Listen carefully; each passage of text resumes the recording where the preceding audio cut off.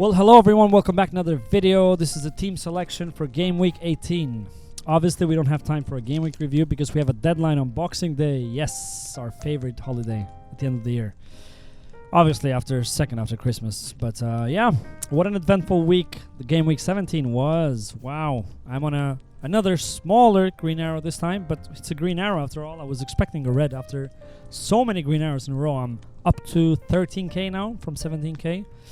Which isn't bad. It's going well. It's going well. Even a week like this, where we've had a lot going on. We've had a lot going on. Salah basically carrying the whole game week, and it doesn't really matter what Salah does at this point because everyone owns him and everyone captained him this game week. He was a clear captain.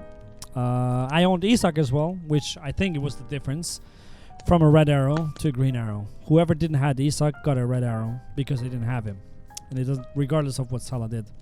But let's just jump straight into it because we're gonna have to look at what we did very quickly.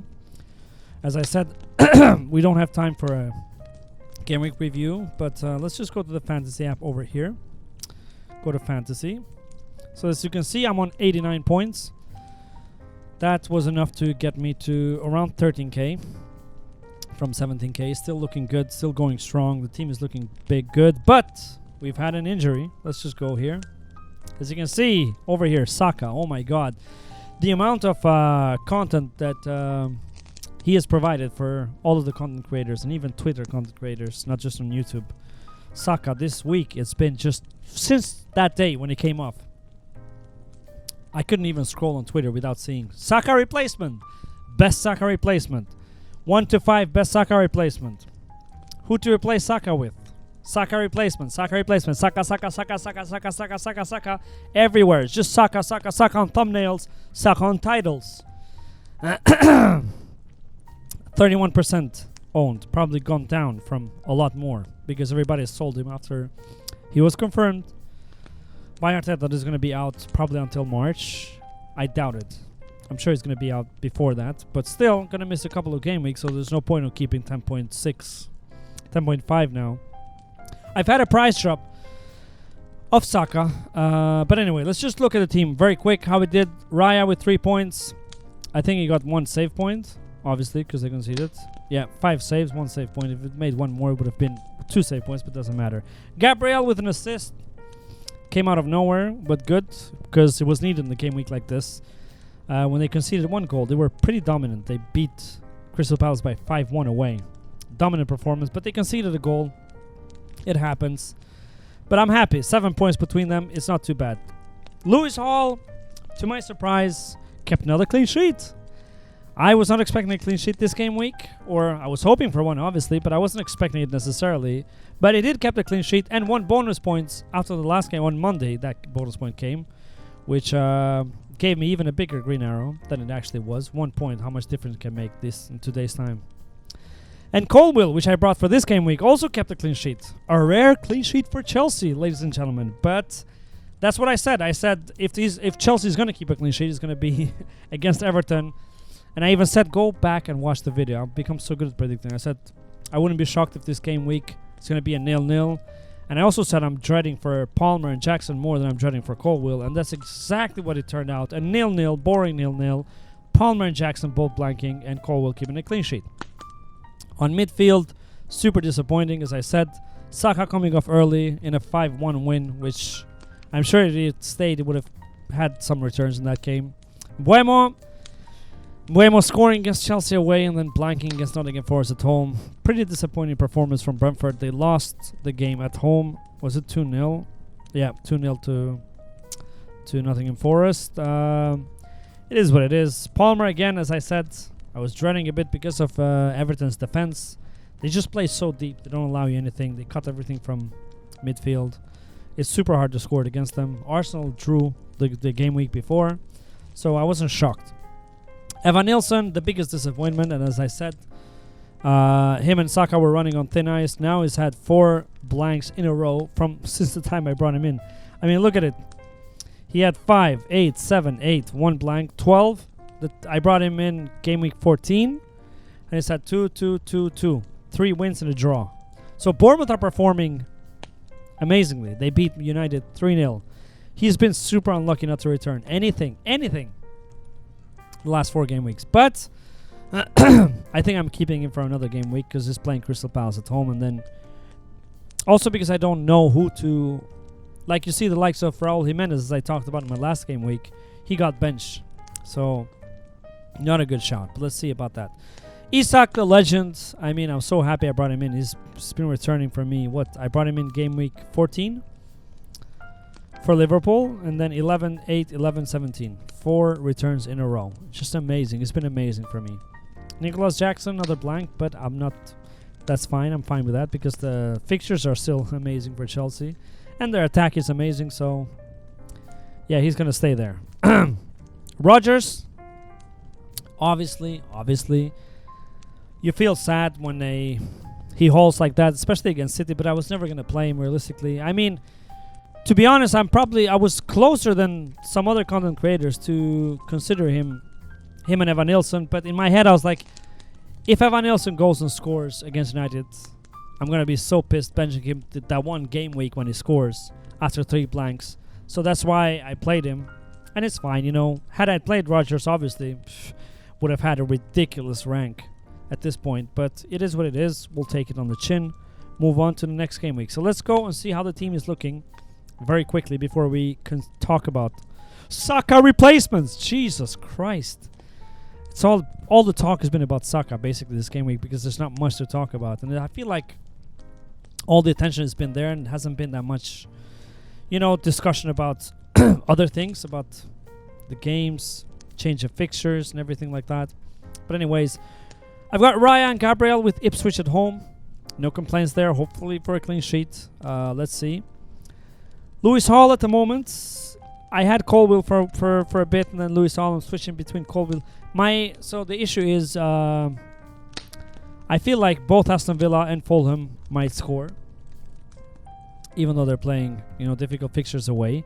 So then it's between who has more attacking edge, and it's obviously Lewis Hall. Like if he puts on one of those crosses that gets deflected into Isak, I don't mind, as long as it counts as an assist. I feel like Hall has a higher ceiling in attacking returns wise, obviously, because I feel like Fulham might score against Chelsea. They're a good team.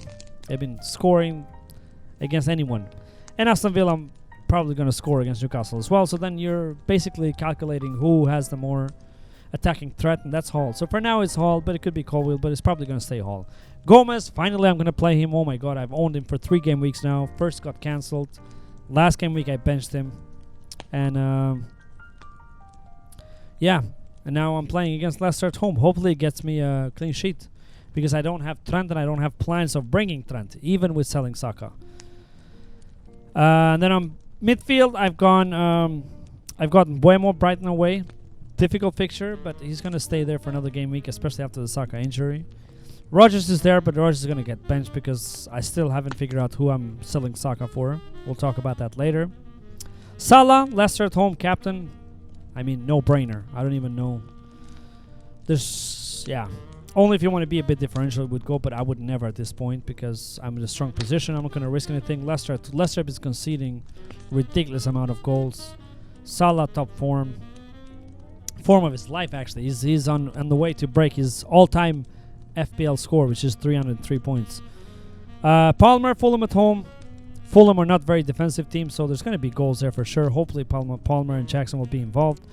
On attack, Evan Nilsson, as I said, we're going to give him another game week. I'm tempted to bring in Gabriel Jesus, but I'm going to wait for another game week, even though Jesus has Jesus for Christmas. I mean, how beautiful that would be if he gets a hat-trick or something. They have Ipswich at home. It's a very good game week, but I just feel like I'd rather save one transfer, because you never know. You see Saka now, and it just caused a lot of headache for me because I was comfortable with having Saka, Salah, Palmer, not have to think about it, and even Buemo. Isak, Aston Villa at home. Lovely to have him. Super happy to have him. It's been amazing for me. Not much to say there. And Jackson, Fulham at home. As I said, Fulham, not the most defensive team.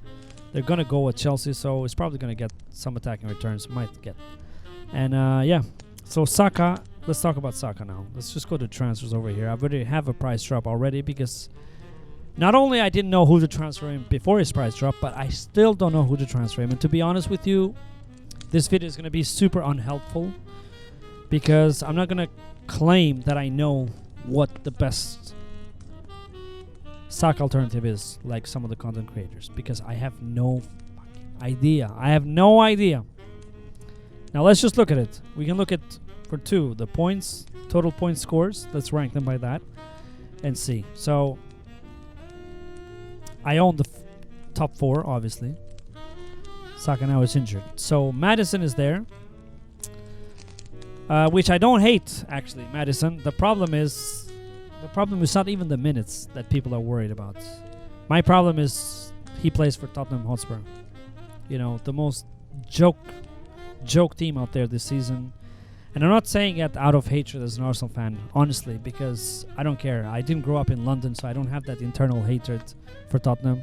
It's just that they are so all over the place. You just never know what to expect. Look, you got a 15-pointer against Southampton, and then they won 5-0, and then they lost 6-3.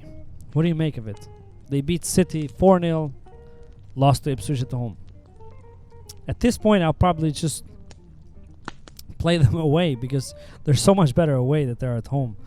But their defense is a shambles at the moment. I know they have injuries, but it's just, yeah. Maybe I should go for James Maddison because everybody's going for Bruno Fernandes, and I don't hate Bruno as well. I just don't love it either. I'm sorry. Like here. So if you go to Bruno, Man United the same. Man United just slightly better than Tottenham, or not even that. I mean, they're lower in the table. Bruno plays Wolves away, who has a new coach, and they can have a bounce. They lost 3-0 at home to Bournemouth. His expected data is pretty good. He's 14.8% owned. He's a safe pick in terms of minutes. He's on penalties. And he plays for Man United. But the fixtures, Wolves at home, okay, maybe they can get something there. Newcastle at home, that's going to be tough. Liverpool away, that's for sure going to be tough. After that, they get a bit better. Southampton home, Brighton home, don't mind. Fulham away, tough fixture for United. Crystal Palace at home, okay.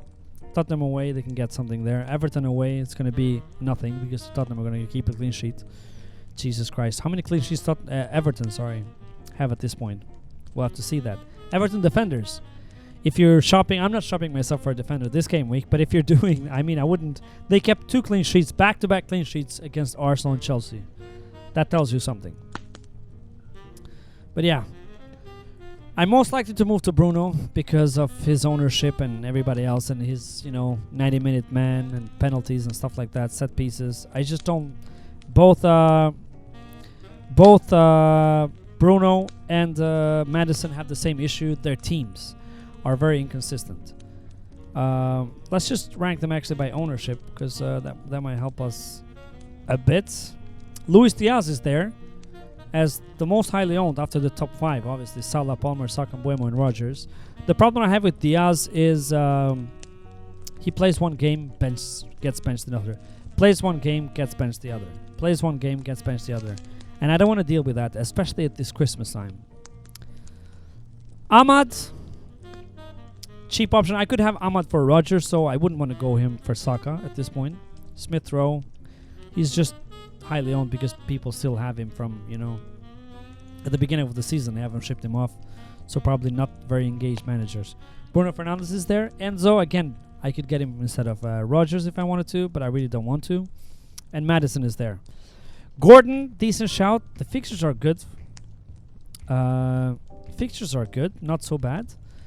But again, I mean, he's gotten returns, but just not crazy returns. 6 points, 6 points, 8 points, 5 points. It's pretty consistent, just not double digits. Only one double digit. 10 points in game week 2. So I don't really know. Mitoma, again, Brighton have become a bit lately just inconsistent. Bowen, he's on 81 points, which isn't bad, but I don't know. After Southampton away, Liverpool at home, City away, Fulham at home, which isn't the easiest fixture, and then Aston Villa away, Chelsea away. Yeah, that's the problem with Bowen. So there are a lot of them that have like one good fixture, or they have a good fixture on the next game week. It's just none of them are. I'm most likely going to end up either with Bruno or Madison. And if I do that, I'm going to have 1.8 in the bank, which I could upgrade Evan Nilsson. But I'm not going to do that this game week, so I'm going to keep Evan Nilsson. This is how the team, I think, most likely will look like with Bruno Fernandes, as boring as it is this pick. I don't know what to do. I don't have a good... So that's why I'm saving a transfer, because I think if I'm going to make transfers in the future, in this near future, it's probably going to be Bruno if I pick him, or Madison if I pick him, transferring to someone else to chase the fixtures, because I don't like their fixtures long term. And Evan Nilsson, obviously, depending on who I go for, Bruno or... And if Gabriel Jesus continues returning, I think he might come in for Evan Nilsson, and that wouldn't look too bad, that team, you know. I'll still have probably money if I go to Gabriel Jesus here. Let's see. I'll have 1 million in the bank. Now, I could upgrade Gomez, Colwill, any one of these.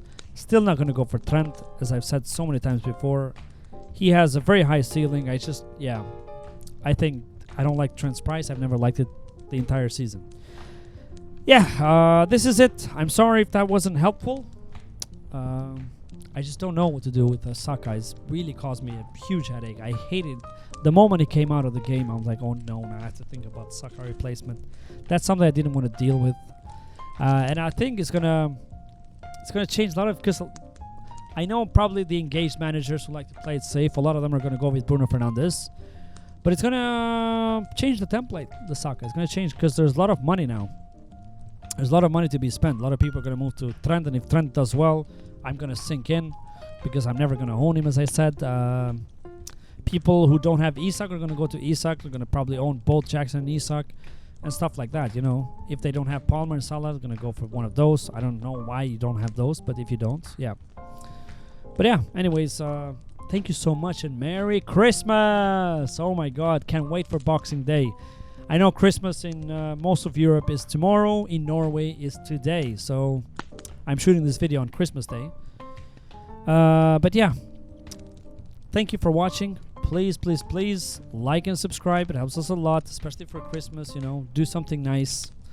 Might help me in the long term. And enjoy Christmas if you're celebrating today or tomorrow. And hopefully we're going to have a smashing Boxing Day. I can't wait to watch some football. And I'll see you next week for the Game Week review. It depends. If we have a short turnaround, there might going to be another team selection. But anyways, thanks again. Thank you for watching, and see you next week. Bye. Subscribe. Come on. Just do it. I'm waiting. Just do it.